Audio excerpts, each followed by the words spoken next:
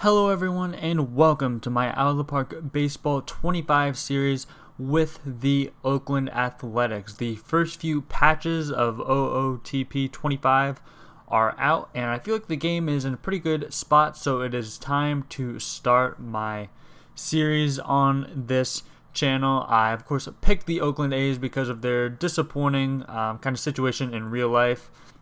Of course, it looks like this most likely will be their last season in Oakland, and it looks like they are heading to Las Vegas. Their stadium lease ends at the end of this year. It's kind of unclear where they'll play in the seasons leading up to their proposed move to Las Vegas. There has been some recent stuff about the lease possibly being extended. Although, of course, kind of tough to know if that is actually going to happen at the start of this save. But, I felt it was most interesting storyline to kind of take this team, have them stay in Oakland, rebuild them in Oakland, hopefully take them to a lot of success, a World Series championship, possibly multiple World Series championships. And just kind of my personal opinion, the situation that they're in really sucks. The owner is pretty much forcing the team out of Oakland. They have a pretty, good fan base as it goes, comparatively to the rest of the league. They're a pretty historic franchise, even though the team hasn't been specifically in Oakland for the longest of times, but they're just a really important team to Major League Baseball history. You can't really tell the story of Major League Baseball without the Oakland Athletics. They've been a pretty important team in their history in Oakland, and of course, with kind of the ownership situation, it really is just something that I think is really a shame that's going on right now. So we're going to, like I said, go ahead and rebuild them and keeping them in Oakland the entire series. So with that said, time to kind of get into some of the things of the series. We're going to go ahead and look at some of the settings. So as you can see, we are playing with the 20 to 80 scale in increments of 5. So just like the real life kind of scouting 20 to 80 grade scale. And as far as pretty much all of the game settings go, we're playing with pretty much everything on the default settings. The only thing that I've really edited is some of the dynamically evolving league settings. I have disabled team relocation, and I actually forgot to do it in my setup, but I'm also disabling the change of the designated hitter rule. Basically, I went ahead and changed these because I don't want the A's to get accidentally relocated in the series and have to move them back to Oakland, and I don't really want that to happen elsewhere in the league. I've kept expansion on because I feel like, that's something that's pretty realistic and probably going to happen. With the A's not relocating, I don't really think keeping relocation on is the most realistic thing, and I turned off the designated hitter rule evolving because, at least in my time playing this game, I've seen that the designated hitter rule, especially since they made the universal DH rule, that it changes back with a fair amount of frequency, which is again something that I don't really think is realistic. Now that they have the universal DH rule, it would be pretty hard seeing them going back to AL DH, NL, no DH kind of scenario. Kind of speaking more broadly about the series and kind of how this series is going to go. If you've seen OOTP videos on my channel before, I kind of like to take things pretty quickly in the first few seasons. Kind of going through the first season or two pretty quickly. In this kind of rebuild situation, of course, the A's aren't a very talented team. There are pretty low kind of success expectations in the first few seasons. There's not too much in terms of talent in the farm system or in the major league team. So we're going to be covering, mainly things of player acquisition and focusing on those things in the first season or two. Things like the draft, international amateur, free agents, and of course free agency and the Rule 5 draft. So it's probably going to look like a mid-season update kind of team performance update, and then of course we're going to cover the draft and another later season performance update, and then probably more of an end of season wrap up. So probably about 3 episodes a season for the first few seasons.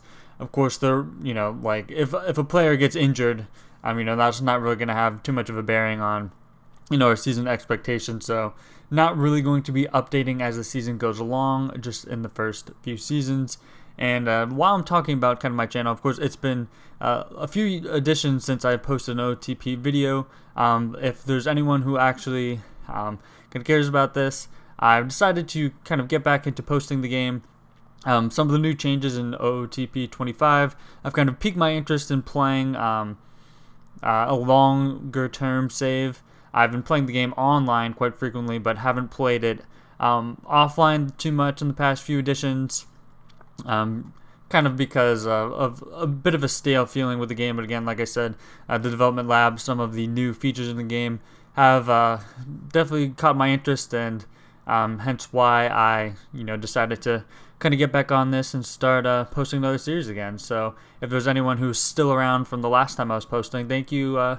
Thanks for sticking around and going ahead and viewing this one. Now, getting into kind of previewing the team, I'm not going to go through everyone, mostly since a lot of these players probably won't be here too long term, so kind of defeats the purpose in that. But nevertheless, we're going to go ahead and get into previewing what the 2024 A's will look like in our first season of the series. So going through the lineup here, we'll go ahead and preview the kind of team going through the lineup. Esther Ruiz, of course, a pretty young player. Very good on the bases, kind of a fringy defensive center fielder. Bat also isn't really there. He's a guy who probably be with this team for a while just because he's under team control. There are a lot of guys who are under team control, but he's a player who could probably fit nicely into a bench role as we go further into the series and hopefully upgrade the talent on this team. Again, kind of a guy who's not really a center fielder, also doesn't have the bat to play in the corner, so not the best kind of long-term prospect view, but someone who, of course, is going to be a big part of our team in this first season. J.D. Davis, who of course, came over from the Giants after they let him go and upgraded their third base. He's going to be playing pretty much the corners. I'm sure he'll bounce around first, third, left, right. He'll get a good amount of time at all those spots. We have a lot of those corner-ish type of guys, and here are a few guys who fit that bill right through the middle of our lineup. Ryan Noda, Seth Brown, and Brett Rooker. Ryan Noda probably has the longest term outlook on this team. 27-year-old Rule 5 pick from last season.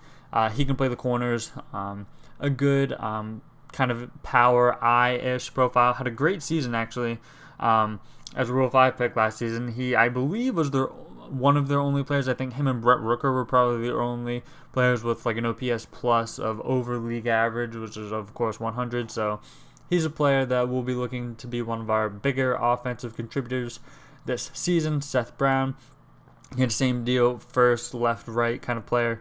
Decent power, didn't have a good year last year, has had a bit of up and down. Christian Oakland A, he might be one of the longer tenured guys on the team at this point. And Brett Rooker, of course, the Athletics All-Star last season. He had a good season. Another first base / left-right guy, probably played DH as well. Zach Geloff, probably the A's most promising young talent. Of course, in this game, he's kind of gotten slapped with a bad personality, which honestly kind of really sucks since he's one of their only young, talented players in this game. So that is kind of fortunate to see. Pretty decent profile here. He's got a good amount of room to grow, at least according to our scout, who is pretty good. I'm rolling with the A's default scout because his ratings are actually something that I like. Second, third base. His profile definitely fits better at third base, but he probably will see a decent amount of time at second as well. Abraham Toro, not too much to say about him. Kind of just a placeholder for now. Decent bat, switch hitter, could play third. Not too much else to say about him. Shea Langoliers, of course, young catcher that came over in the trade with the Braves and Brewers. Decent arm for a catcher. Not the best defensive statistics otherwise. he had a decent season before. Again, he's under team control. I'm sure that he will be with the team for a good amount. Maybe not in the starting role all the time, but a guy that will probably be good to have around. Nick Allen, he's a player I've always kind of liked in real life. A contact bat who hasn't really hit in the majors to this point.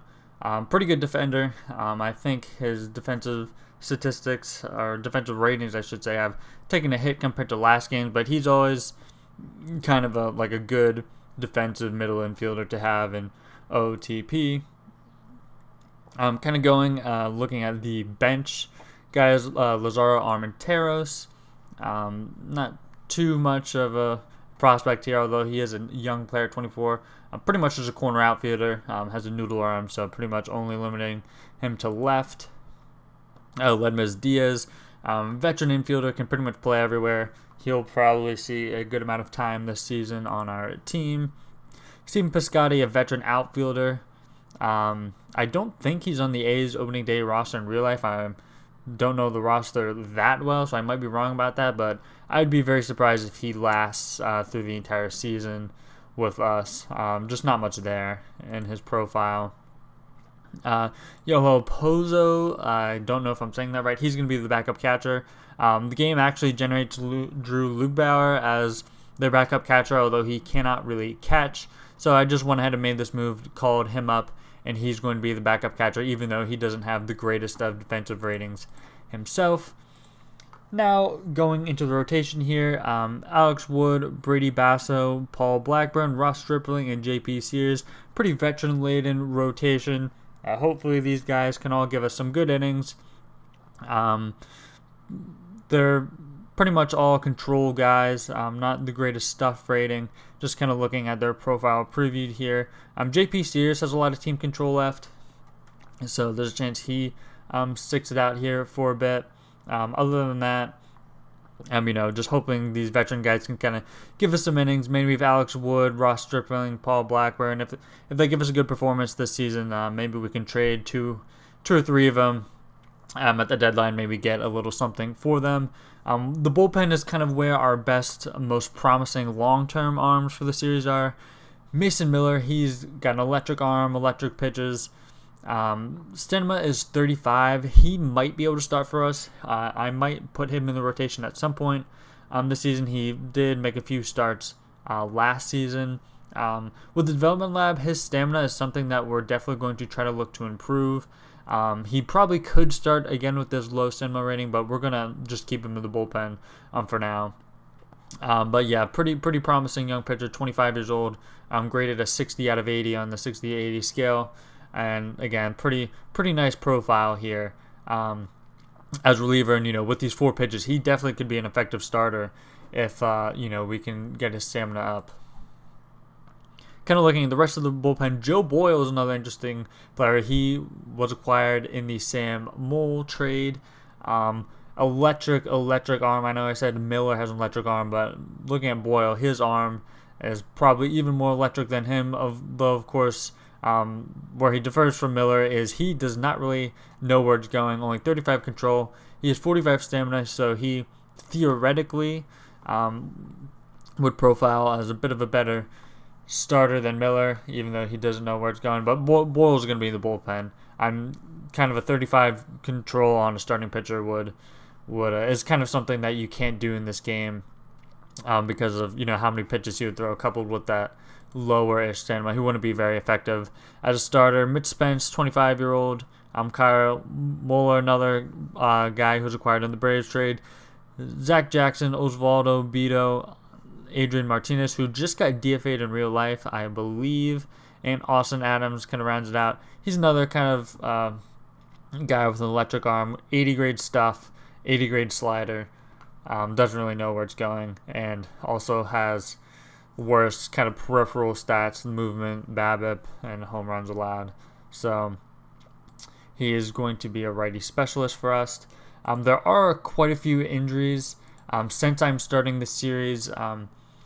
Past the first few patches of the game and stuff, there have been some updates, and some of the real life injuries have been put in. Some of them are Luis Medina, a young starter who probably will get some major league time for us when he's back, although that is going to be quite a ways away as he's out for 2 to 3 months. Freddie Tarnok, he probably will go back down to the minor leagues after he recovers from his injury.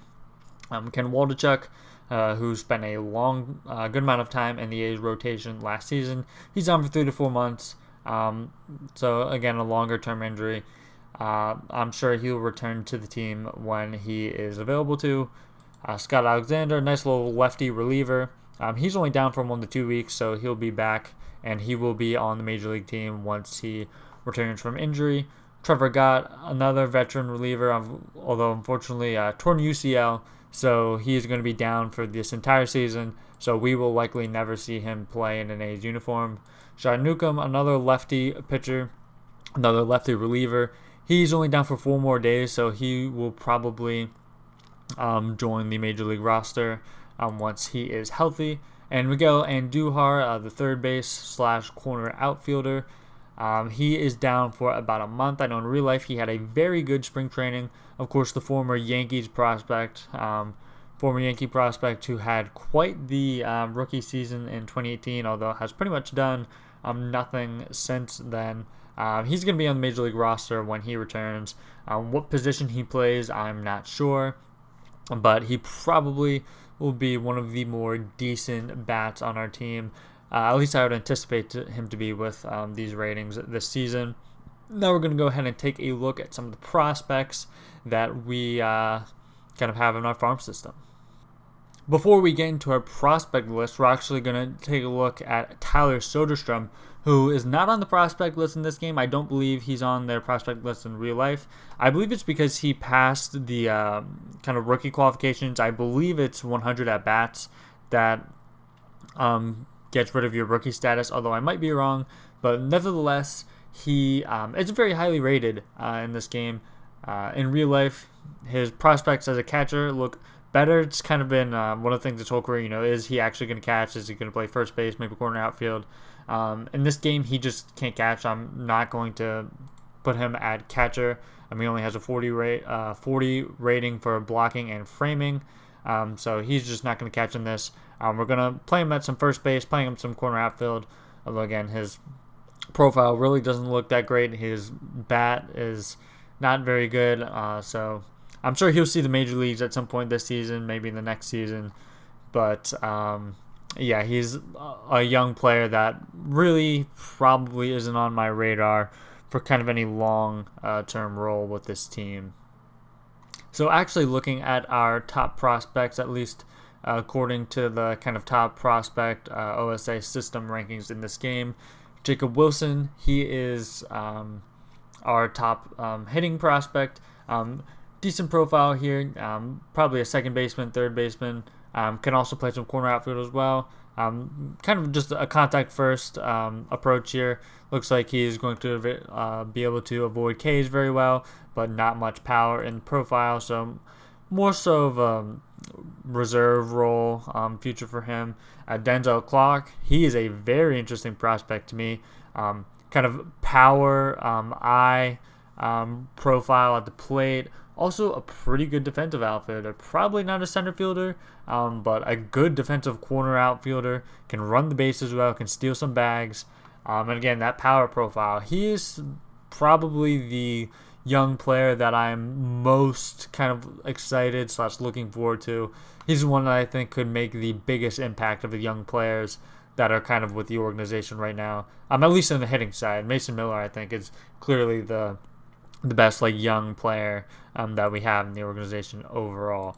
Darnell Hernandez, I think it might be Hernandez that I heard it pronounced kind of on some age broadcasts, so I'm going to roll with that for now at least. A second base prospect, again, kind of a contact first approach, should be a decent second baseman with that 60 infield range.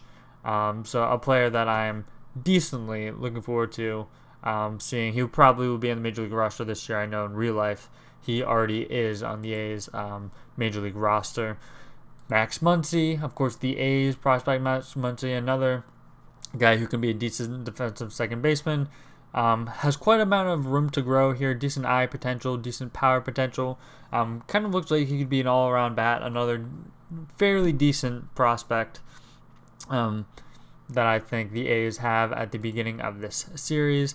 Henry Bolt, kind of another outfield power prospect, way lower kind of contact potential, but guy who can definitely run into some home runs if he develops. Here, kind of won't go all into all of these guys. Miles Naylor, Brett Harris, Daniel Suzak, who's a catching prospect who can actually catch. He might see some major league time for us this season. Brendan Malone, Brian Buevas, and Kobe Thomas, some other prospects. Our number one rated prospect, according at least to this system, is Luis Morales, a 21-year-old who just made his stateside debut last season. Not too shabby, actually. Has 4 potential average to slightly above average pitches. Not crazy stuff, decent enough movement. Is a bit home run happy right now. Needs to improve his control, but I see the vision for him being possibly a mid to back end of the rotation guy, just barely a top 100 prospect. So a decent guy overall to have. Other than that, our pitching kind of dropped way off. Our batting prospects are looking a decent bit better than our pitching prospects.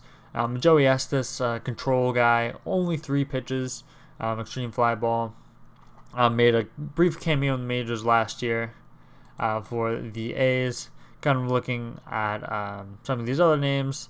Just going to kind of give you the gist of their profiles here, as these are pretty much all lower rated guys. Some of them are also kind of older advanced guys. You can see like JT Ginn, Connor Peluse, Jack Perkins, Gunnar Hoagland, guys who are a bit advanced in age who probably won't be prospects for much longer. Again, like here's Domingo Robles, who's 25. So a lot of these guys probably won't make an impact. Just kind of scrolling through and showing you some of their basic profile. And so with that said, I think that's pretty much going to do it and wrap it up for the first episode. As you can see, I've already simmed to opening day, as you might have noticed earlier in the video. So we are pretty much ready to get going into the series. I'm going to show the scout real quick, who is Eric Kubota, who is the scout that kind of comes with the base game for the A's. Highly favored tool scout, which is what I prefer in this game. Pretty good ratings across the board, so I just figured, hey, why not? Let's roll with him. Usually I would fire the head scout or the scouting director immediately, as pretty much the first thing I do in a new series.